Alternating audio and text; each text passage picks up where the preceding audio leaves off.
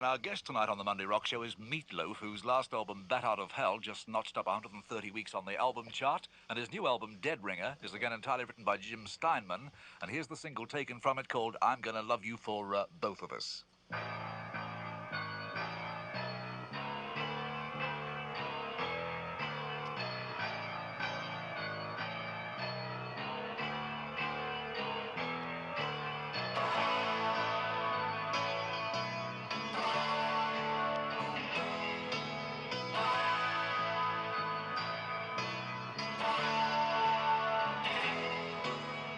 Can't stand to see it no more. The way you're living with the goddess, but you treat her like a slave, and you can't hold her back anymore. She's like a dreamer in a dungeon or an angel in a cave. And I'll be closer to you now than any other boy, and you know that what I'm saying is true. You're gonna pick her up and tear her down and fade her away, and then there's no telling what I'm gonna do. I'll make you pay for everything that you do. I'll make you pay for everything that you do. But if you give me a girl and then you give me your trust, and if you give me till the end of the night, I'm gonna love her for both of us. I'm gonna give her everything you always wanted to give. I'm gonna love her for both of us. I'm gonna take her every moment that she wanted to live. I'll let her shine like a jewel in the crown of the holy sun. You turn her into a ghost, but you'll be burning when the night is done. I'll let her shine like a jewel in the crown of the holy sun. You turn her into a ghost, but you'll be burning when the night is done. You gotta give me your girl and your trust. I'm gonna love her for both of us. I'm Gonna Love Her for Both of Us from Meatloaf's new album, Dead Ringer. And our special guest in the show tonight is Meatloaf himself. Meatloaf, welcome. Thank you. Can I ask you, when did rock and roll first take you over, and how did it take you over? Oh, boy. 1966. Yeah. Put together my first band in California. It was called Meatloaf Soul. And then it got changed to Popcorn Blizzard. We should have left the first name, but, you know. And then we changed eventually to the Floating Circus. And that band moved into Detroit. And that was the same time that Seeger was breaking out of Detroit. Ted Nugent, the MC5, all these bands came out of California, but really came out of Detroit because we played in Detroit, till about 1970. Meat, I was reading about your meeting with Jim Steinman. You were actually auditioning for a show of his that was called More Than You Deserve. What kind of a show was it? Well, actually, it wasn't called More Than You Deserve at that moment. It was called the Vietnam Project. And I went in.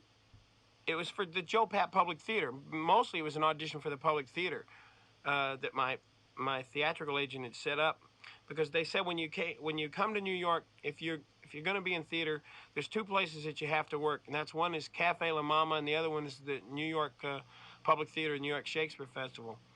And I'd been in New York in about 6 months, and I was doing, right after I auditioned for Steinman, I was doing double shows. I was working at Cafe La Mama and at the Public Theater at the same time. Were they musical shows or acting Yeah, shows? they were musical comedies, So Yeah. I mean, there was some acting, but basically they hired me because I could sing.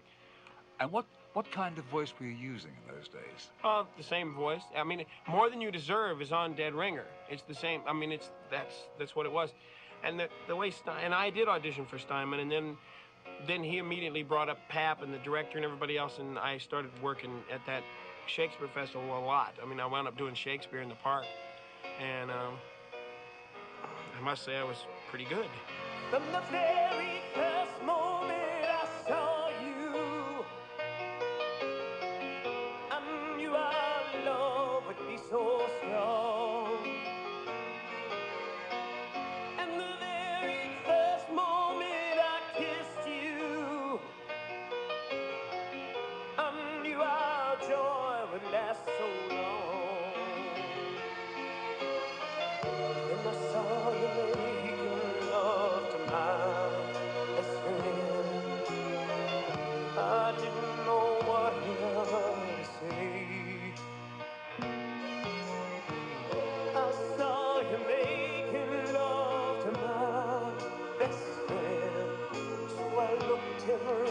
size.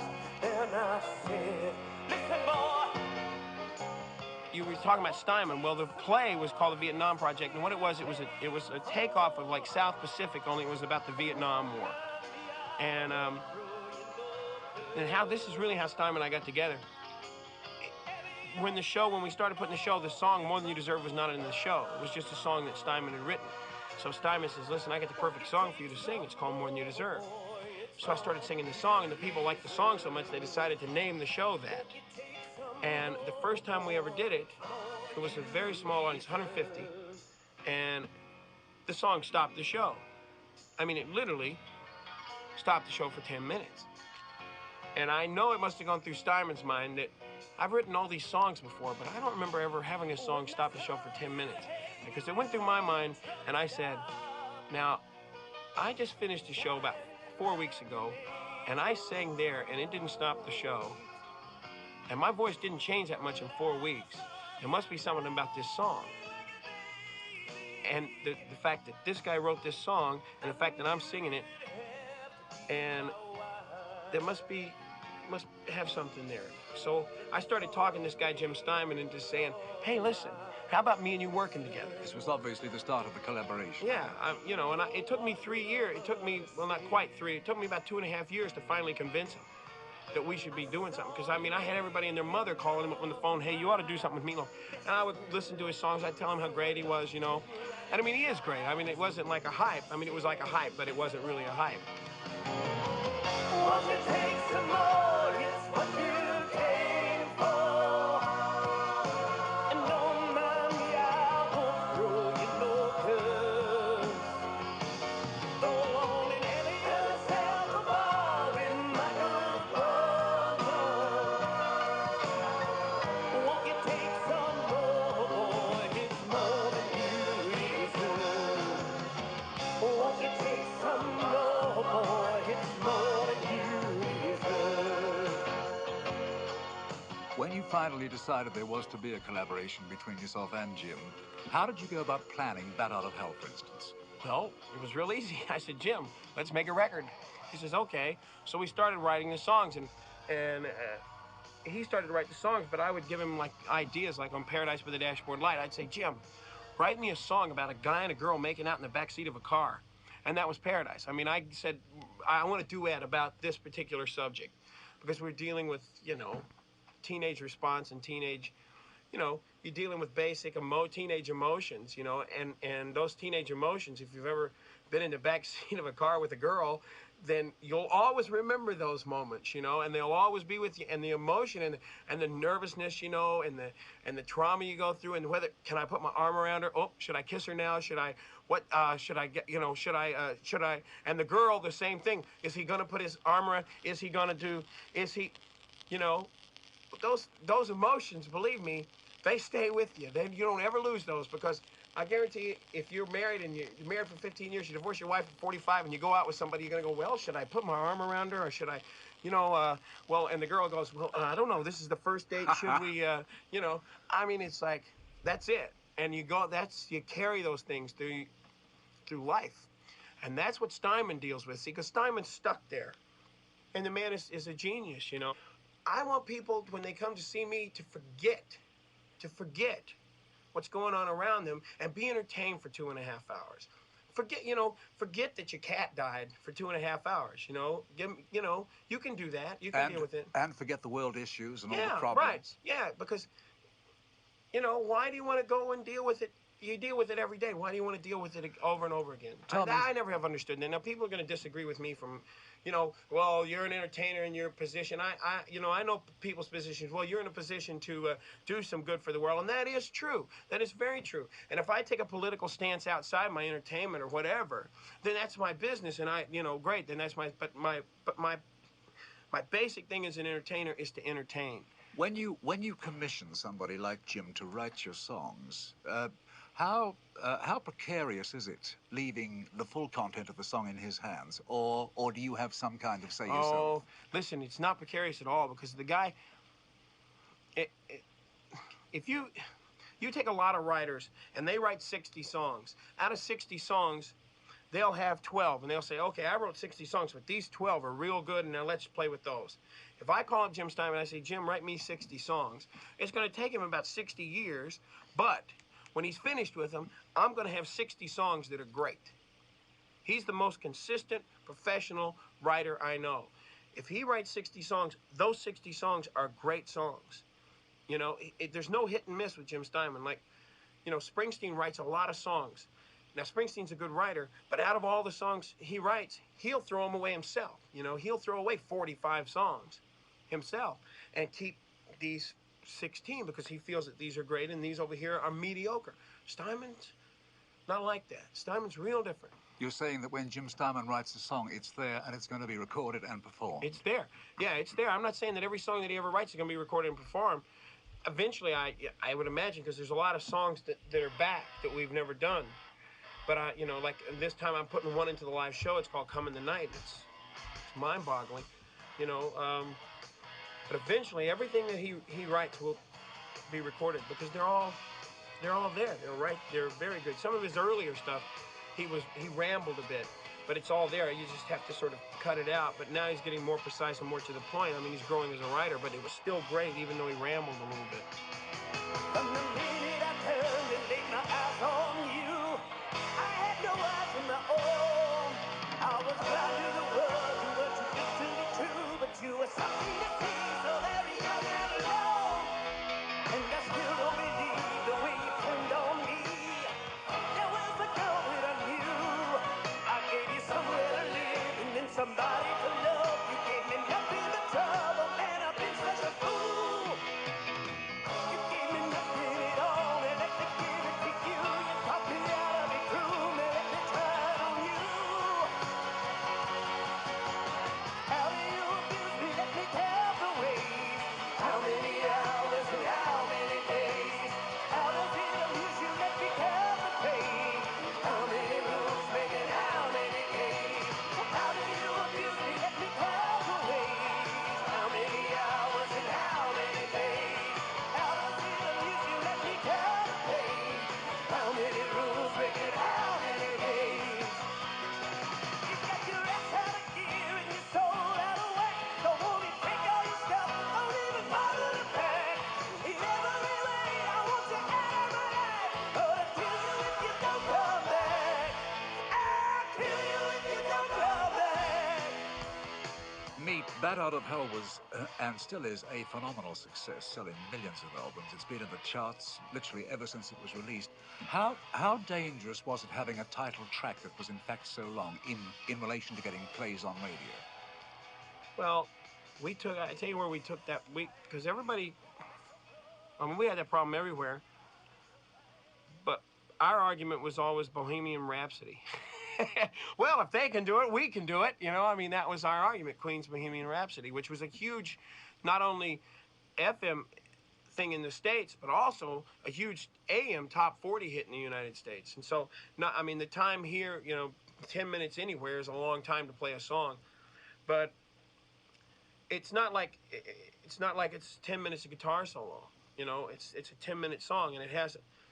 Once you're into, if you get locked into something like Bat Out of Hell, it doesn't seem like 10 minutes. It's almost like a pop symphony, really, isn't it? It is. Each thing is like a film or a play or a symphony or an opera. You know, each piece comes like that, and there's a line there's a thread through that. You know, and there's a story, and it follows, and you know, that's where it falls on me. That's where Steinman writes these things, but it then falls on me to make sure that 10 minutes holds. And that's what I'm good at. If you look at gold records and things, a lot of times, with the exception of a few bands, like, for example, you take a Barbra Streisand record or, you know, somebody like that, and you look at them, and the times are like 2:47, 2:43, 3:40. The longest song may be 3:40. And I saw this one day, and I said, no wonder it takes me so long to do a record. I said, if I did 10 2-minute and 47-second songs, that would be easy. That's easy. All of a sudden, I understood now. I never could understand why it took me so long to make a record. But then I realized this just after I finished this one. I said, I know why. Because if I took 10 3-minute songs, it would be very easy for me, because I'm a performer, I'm an actor, whatever, to take those 3-minute songs and make them work for 3 minutes. But it's very difficult to have 7 minutes of words and make that happen so that for those 7 minutes you don't lose it, you know. And so there's a thread, and I've spent more hours sitting and listening to like Love for Both of Us to the second verse. You know, I must have sat and listened one time to the second verse for 3 hours straight, and I kept going, there's something in there that's not right, there's something in there that you're losing. And people keep looking at me like I'm crazy. I mean, they'll sit in the studio and look at me like, oh, you've been in here too long. And I say, no, I haven't. There's something wrong with this, because it doesn't carry over from the last verse to this, from the last chorus to this verse. It doesn't carry. And pretty soon I'll sit there long enough and I'll find it. And I'll say, I know what it is, start the machine. It takes me 3 seconds to do it, to correct it. It takes me 3 hours to figure out what it is. And when I correct it, they go, oh, wow, man, great, you know? And it's like, it's very difficult. Steinman's stuff is very difficult. It seems very simple on one hand, and it is. You know, the melodies are complicated, but it's based on simple structures with complicated arrangements and melodies and things. It's very difficult, those 7 minutes, and to get that line through that, things like Love for Both of Us. In the production of Bat Out of Hell, how do you think Todd Rundgren contributed? Oh, Todd, he contributed a lot, because Jim and I really had never made a record, you know. And he came and he rearranged Paradise for us. I hated it when he did it, but now I'm glad he did it, you know. And he rearranged, took the words for us, you know. He didn't touch Bat. Bat, we wouldn't let him touch. But he helped a lot, you know. I mean, he was, because he'd done so many, and he was the first one that came along that really cared and seemed to understand what we were even talking about, as far as, you know, what we were doing. Because people really did not understand. They kept saying the public will never accept this, you know, and I kept saying, you're wrong, because Jim and I had done live things before. They have small audiences, but the people went berserk. And of course, I mean, and you know, you're used to seeing 16,000 people go berserk. You ever seen 100 people go berserk? I'm literally, if you go out somewhere in a club somewhere, most times you sit 100 people, everybody's intimidated in a club. You know, everybody's intimidated, and they want to sit, and they want to sit very proper, and they, you know, they'll applaud and they'll be polite. But berserk, they won't go. But 16,000 kids will go berserk. But 100 people will go berserk. But I've been in a place where me and Steinman, with piano and voice, have caused 100 people in a small place to literally go berserk and start standing on tables. Now, you're a very full 40 singer, aren't you? And I think I read in the musical papers at some stage that you had some trouble with your voice and you had to undergo some treatment or an operation. Well, yeah, is that no, right? I didn't have an operation. I had trouble with my voice just from touring so much and from doing so many interviews. No, just no, but I did. I mean, it was like sort of like atrophy. You know, if you don't use your muscles for a long time, if you sit in a chair and didn't move for about 2 years, you know, you couldn't move after a while. Well, what happened was I sang so much. I'd been singing for years, and I never stopped singing. So after the tour, I said, I'm not going to do anything. So I didn't do anything, and it was like shock. Vocal cords went into shock, and they were diagnosed as many different things, but eventually it was diagnosed that I had this was about 7 months and a nervous breakdown and everything else, because I thought it was psychosomatic. But it was diagnosed as a paralyzed vocal cord. It was swollen at the top and the bottom, and it wouldn't move. It's like, you know, and one was completely stiff. The whole thing was swollen up and wouldn't move, and the other side was moving. And that explained a lot to me why on one day that I'd be able to sing, in 4 days I wouldn't, because if I rested enough, the swelling would go down a little bit, which would enable me to do something. The minute I started doing it again, it would swell up within hours. How did you have it treated? Well, I didn't sing for 6 months, for one. Then I did a film in that period of time, and then finally, through, I mean, this was like 18 months this went on, and it was pretty, you know, it didn't help me too good mentally there. But finally, I went to a guy in California named Warren Berigian, who is a Da Vinci of our time. I mean, if the guy dies, nobody's going to know what he did, because nobody understands it. I mean, you ask me what he did, I don't understand it. All I know is the guy is a real genius. And when I first went into him, I thought, oh boy, what have I got myself into? You know, this guy's a real crazy. But he's not. I mean, the guy's a real genius, and he deals I mean, he's dealt with Jackson Browne and Tom Petty and all kinds of people, and really helped people like Jackson Browne. You know, Jackson Browne. That's when Jackson Browne started to make records after he went to Warren. If you went to a doctor, two different doctors, and one told you your brain was in your head, and the other one told you your brain was in your feet. That's what vocal coaches are like. You know, they don't know what they're doing. Warren, on the other hand, is really very scientific, and he deals a lot.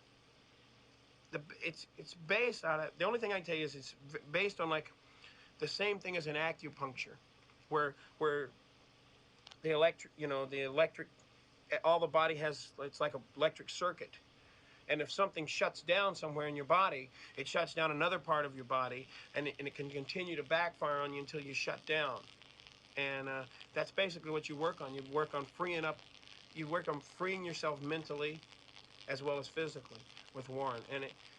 And past that, if I went into it any further, you'd think I was crazy.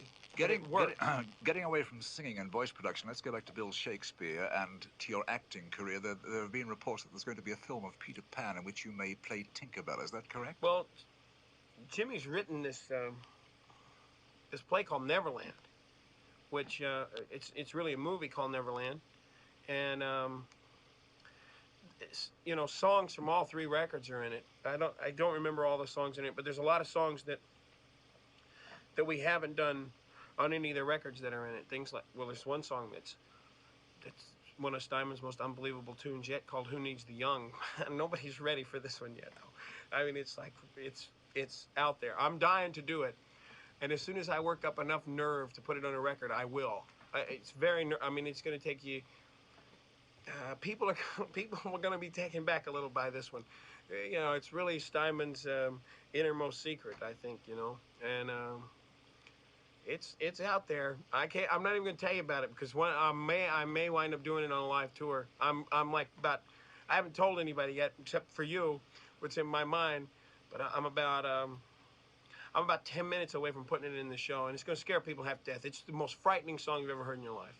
But are you going to play Tinkerbell in the Yeah, film? if we get the movie up and Steinman maintains his sanity, I will play Tink. Meet, you're a very powerhouse singer. Have you ever thought of making an album very laid back, very mezzo voice? Could you do it? Well, Bat Out of Hell to me was that, actually. I know it's weird to say that, but Bat Out of Hell, we used a lot of, like 2 out of 3 used a lot of different voices. This one, Dead Ringer, is more like that than Bat was. You know, Dead Ringer is more open than Bat even was. Because there was a lot of this, the sirens are screaming and the fires are howling way down in the valley tonight. There was a lot of that kind of stuff where, you know, Dead Ringer is just, I was like, you know, I'm standing on a mountain shouting to the other side in Dead Ringer. And on Dead Ringer for Love, you used Cher, didn't you? I did. Against people telling me, what are you using her for? And she's, you know. What was their objections? Well, she did Las Vegas. She hasn't done any rock and roll records in years. She doesn't have rock and roll credibility. Use somebody hip. Use somebody, you know, they didn't know. And the bottom line to anything like that is use who you want as long as it works and as long as it's good.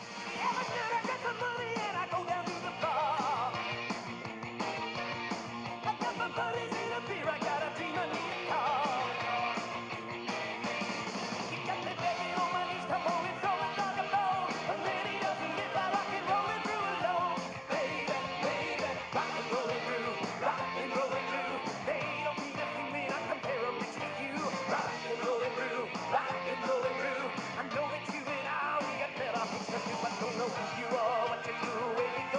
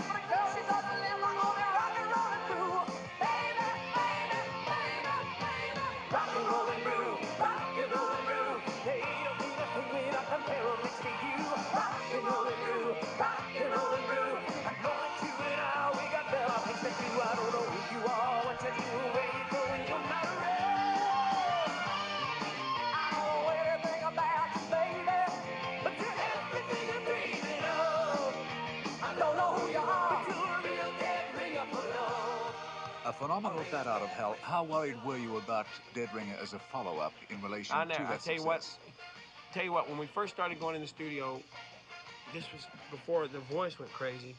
Everybody was worried about it, but when I got past everything else and I started to work, I didn't even think about it. I don't think about it now because to me they're two different records and they're eons apart, and I think they're both great. You know, I'm madly in love with Dead Ringer. Meet, this is a very quick trip to Europe this time. It is. In relation to promoting the album. But, you know, I think there's a lot of fans here waiting for a Meatloaf tour, a major tour of the country. Well, When? it's a good question. I know I gave him an inter-office memo that said, dear band crew and office personnel, I am leaving for England in January. It would be nice if the crew and band could follow. You know, that's when I wanted to come. It was in January, and everybody keeps telling me, you can't come in January.